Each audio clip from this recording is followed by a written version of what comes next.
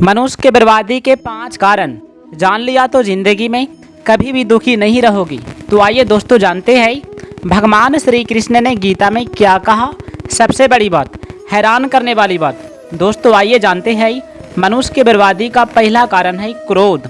क्योंकि क्रोध इतना भयंकर चीज होता है, यदि कोई भी व्यक्ति क्रोध के आवेश में आ जाता है तो वह व्यक्ति अपने से बड़ों का इज्जत नहीं करता है, मान सम्मान नहीं करता है। यहाँ तक कि दोस्तों क्रोध के आवेश में व्यक्ति अपना माता पिता का हत्या भी कर देता है। आँख दिखा दिखा कर अपने माता पिता से बातें करने लगता है। इतना ही नहीं दोस्तों, उनका हत्या करके अपना गुरु का भी अपमान कर देता है और अपना गुरु का भी हत्या कर देता है, तो भी बड़ा बात नहीं समझता है। दोस्तों ऐसी गलती हमें भूलकर भी नहीं करना चाहिए, क्योंकि ये सबसे बड़ा पाप है। मनुष्य के बर्बादी का अगला कारण है लोभ। क्योंकि लोभ करने से मनुष्य का स्वयं का विनाश हो जाता है। अतः हमें लोभ कभी नहीं करना चाहिए। कहा जाता है कि लोभ ही पाप का जड़ है। जितना मेरे पास है हमें उतना में ही खुश रहना चाहिए, ज़्यादा की आवश्यकता नहीं। अब आइए दोस्तों जानते हैं भगवान श्री कृष्ण ने क्या कहा मनुष्य के बर्बादी का अगला कारण के बारे में। दोस्तों अगला कारण है अहंकार।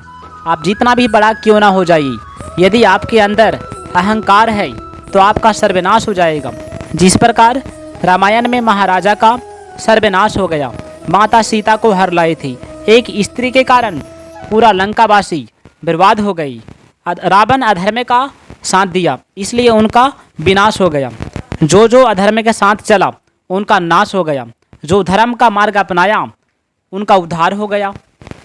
इसलिए दोस्तों कभी भी हमें अपना ज़िंदगी में अपना शक्तियों का अहंकार नहीं करना चाहिए। जो जन्म लेता है वो अवश्य मरता है। इसलिए सभी से अच्छा से बात कीजिए, अच्छा व्यवहार रखिए, यही मनुष्य का सबसे बड़ा धर्म है। अब आइए दोस्तों जानते हैं मनुष्य के बर्बादी का अगला महाकारण के बारे में। अगला कारण है कोई भी स्त्रियों को गलत नज़र से देखना, गर्भवती महिला पर हत्या करना, वार करना, ये सबसे बड़ा पाप बताया गया है। ऐसी गलती हमें कभी भी नहीं करना चाहिए, क्योंकि स्त्रियां देवी का रूप होता है, वो पूजनीय होता है, माता होता है।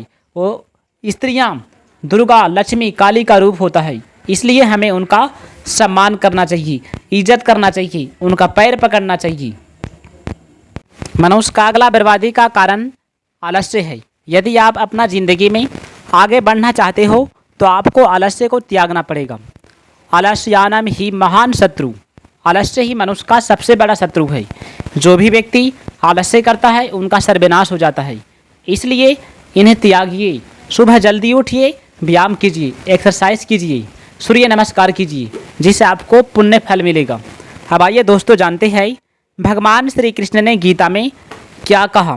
सबसे बड़ी बात जो सभी को जानना परम आवश्यक है।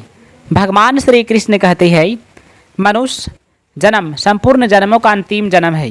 भगवान ने जीव को मनुष्य शरीर देकर उसे जन्म मरण के प्रभाव से अलग होकर अपनी प्राप्ति का पूरा अधिकार दिया है। परंतु यह मनुष्य ईश्वर को प्राप्त न करके लगाव के कारण फिर पुराने प्रभाव में अर्थात जन्म मरण के चक्र में चला जाता है। दोस्तों आइए जानते हैं मनुष्य अपने स्वभाव को निर्दोष शुद्ध बनाने के लिए सर्वदा स्वतंत्र है, लेकिन जब तक उसके भीतर कामना पूर्ति का उद्देश्य रहता है वह अपने स्वभाव को सुधार नहीं सकता।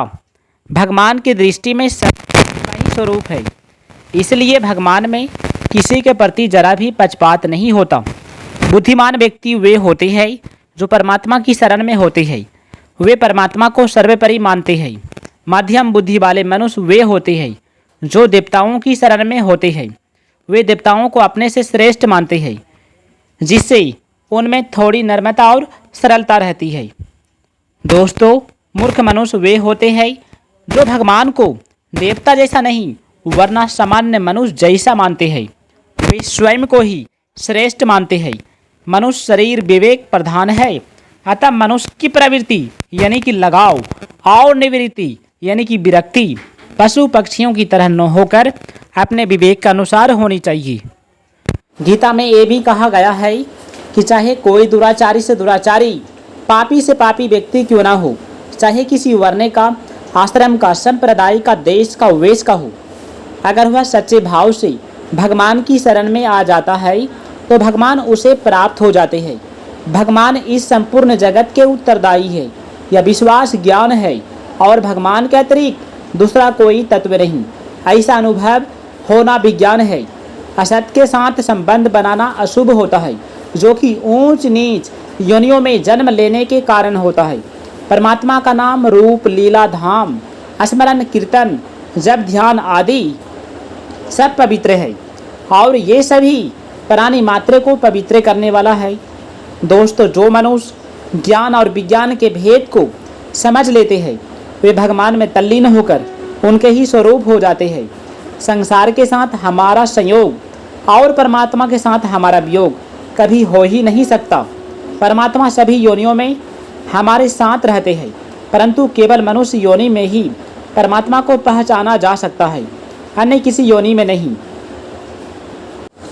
जो व्यक्ति भगवान को नहीं मानता वह कितने भी शुभ कर्म कर ले, कितना भी अच्छा कर्म कर ले, अंत में सब बेकार हो जाते हैं, क्योंकि फल की इच्छा से किए गए कर्म बारंबार व्यक्ति को दुख और अशांति की ओर धकेल दिए जाते हैं।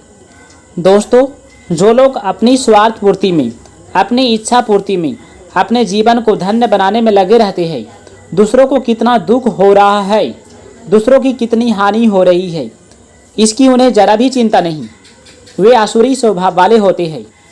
जिन लोगों की स्वार्थ पूर्ति, इच्छा पूर्ति में कोई बाधा खड़ी होने पर वे क्रोधित हो जाते हैं और दूसरों का हित करने से ही नहीं चूकते, वो राजसी स्वभाव वाले होते हैं, वो राक्षस कहलाते हैं। जो लोग स्वार्थ, परमार्थ, वैर कुछ भी न होने पर जीवों को तंग करते हैं, जैसे सोते कुत्ते को पत्थर मार देना, सूखते पंछियों को उड़ा देना, गाय को लाठी मारकर भगा देना, ऐसे लोग मोहिनी स्वभाव के होते हैं। दोस्तों, जो लोग भगवान को भूलकर केवल भोग और आनंद में फंसे रहते हैं वे लोग मूर्ख होते हैं। भगवान श्री कृष्ण कहते हैं, जब जब पृथ्वी पर धर्म की हानि होती है और अधर्म की बढ़ोतरी होती है, जब धरती में पाप बढ़ जाते हैं, तो पाप से मुक्ति दिलाने के लिए मैं इस पृथ्वी में अवतार धारण करता हूँ और अधर्म से धर्म की रक्षा करता हूँ, धर्म को जिताता हूँ। अधर्म का नाश हो, अधर्म की जीत हो। भगवान श्री कृष्ण विभिन्न अवतार लेकर अधर्म का नाश करके सनातन धर्म की रक्षा करते हैं। दोस्तों, भगवान में अनेक तरह की अद्भुतता होता है। विदेश, काल, वस्तु, व्यक्ति, रूप, ज्ञान, योग आदि सब दृष्टियों से अनंत होता है, जिसे हमने देखा नहीं, सुना नहीं, जाना नहीं, समझा नहीं और जो हमारी कल्पना में आया नहीं, वह सब भगवान के दिव्य विराट रूप में निहित होता है। दोस्तों, मनुष्य को निमित्त मात्र बनकर सभी कार्य करना चाहिए, क्योंकि निमित्त मात्र बनकर कार्य करने में अपनी ओर से किसी भी अंश में कोई कमी नहीं होना चाहिए, लेकिन साथ ही कार्य सिद्ध होने पर उसे करने का स्वयं अभिमान नहीं पालना चाहिए। जब व्यक्ति अपना बल मानते हुए कार्य करता है तो अपना बल मानने के कारण उसे बार बार विफलता का अनुभव होता जाता है और फल प्राप्ति में देरी लगती है। कर्मों में जो अपने करने का अभिमान है कि मैं करता हूँ तो होता है, अगर मैं नहीं करूँ तो नहीं होगा, यह केवल मूर्खता है। तो प्यारे दोस्तों, यदि वीडियो अच्छा लगे तो वीडियो को लाइक कीजिएगा, चैनल को सब्सक्राइब करके कमेंट में जय श्री कृष्ण, राधे राधे लिखिएगा।